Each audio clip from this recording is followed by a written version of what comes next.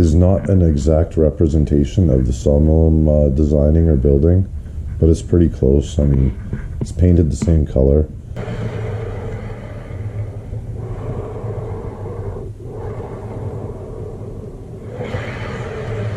That's using the camper tape and then the cork road bed. So now that the upper foam is on, I am laying out some track. They all need something. I've had, well, 5 tracks total, but here 3. I've eliminated 1. I might add another rail coming this way, and that'll be just like a small storage track. But otherwise, I've just been fiddling with all the switches I have and how I'm going to line all these up here. So some of these buildings aren't in their actual places. The powerhouse, some of these, I think these 2 truck loaders are in place. That wood chip loader is in place. The sawmill, I think, is roughly where it's going to go. And the loader or unloader is going to go there also. And what I'm going to do is keep moving everything around until I'm happy with the spot. And then I'm going to start marking the major industries or the major buildings where they're going to go, kind of set them in stone, and then work this way, marking this track down. So I'm happy the way this looks, and this is going to work. This is the center beam loading track. This is the log unloading track. So once I'm happy with the track arrangements, I will start marking it.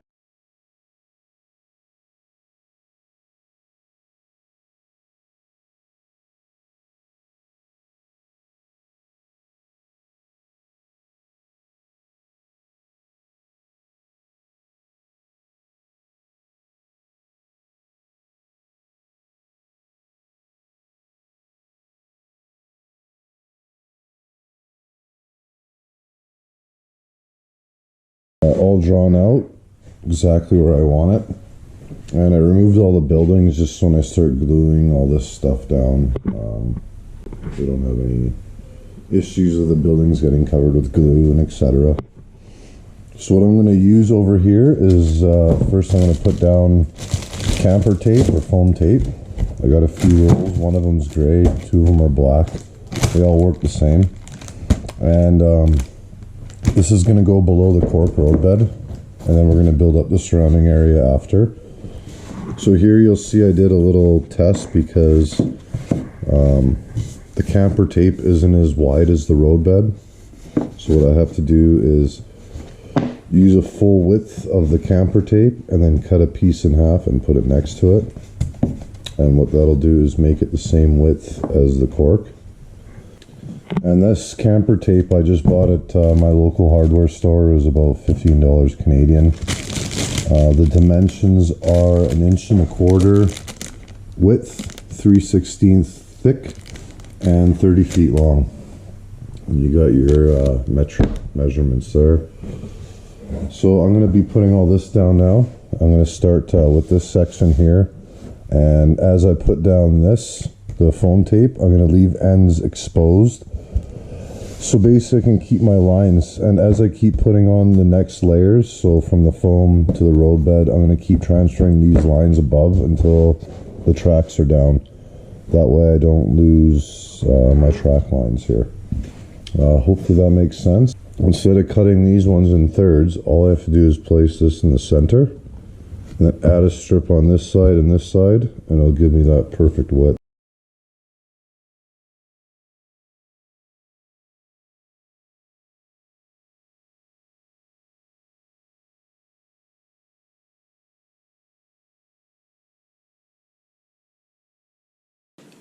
This camper tape is actually really easy to cut, and what I do is I put on a clean piece of tempered glass.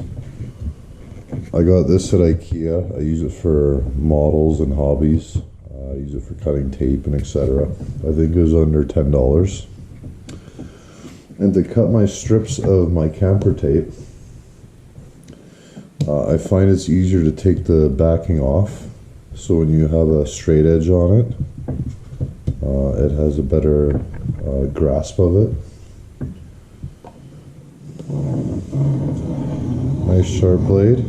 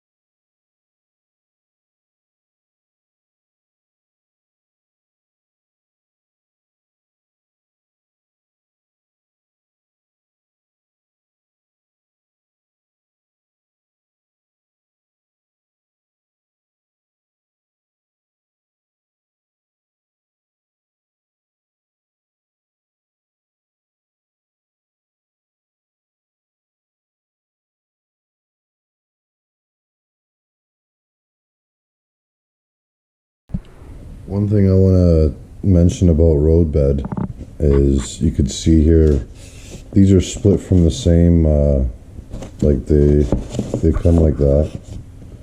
You know, you peel it open. So I've always noticed this forever, that one edge usually comes out pretty good. Pretty perfect, I guess you could say. It doesn't really need too much help, but the other side, the side that's attached, it always has some issue with it, the other beveled edge there. So I use 60 grit on a block, just like this. I just wrap it around the block there, and you can slightly bevel the edge yourself and just kind of clean it up. Let's take another look. So you can see after sanding a little bit, you can get the same bevel as the other side. I want to be able to have more of a consistent grind, I guess you can call it. Obviously, if you lay a sheet down, in some areas over here, I left these attached. So I laid them down technically like a sheet, and then I'd put the good beveled edge like that, and then the good beveled edge on this side, if that makes sense.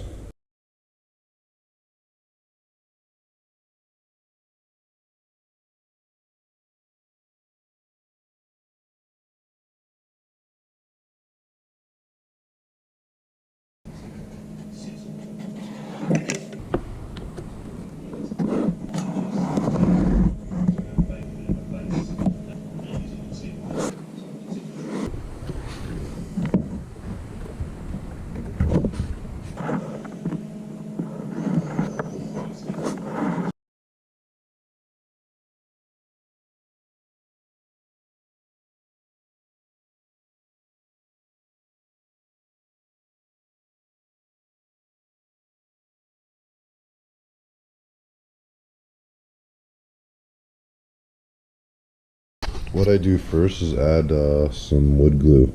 Dab it into areas that look like they're loose, and some of them still look loose, which is fine. I didn't overload it with glue. I just take my brush,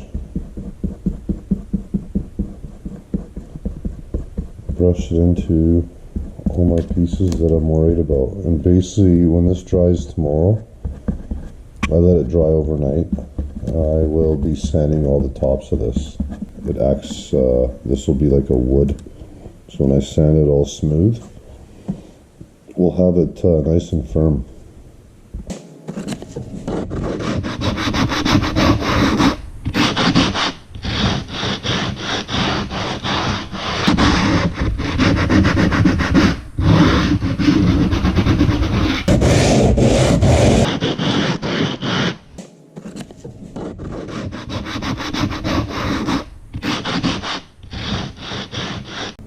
Now for my Pico turnouts, I have Electro Frog turnouts, so they require a little bit of, I guess, preparation, we'll call it. There's two little wires there, so you can see the gaps. Well, in order to prep these for DCC, you got to clip these wires here. Right? It's pretty easy. So it says to clip it once, but I like clipping both ends to ensure that no piece of the pins are connecting.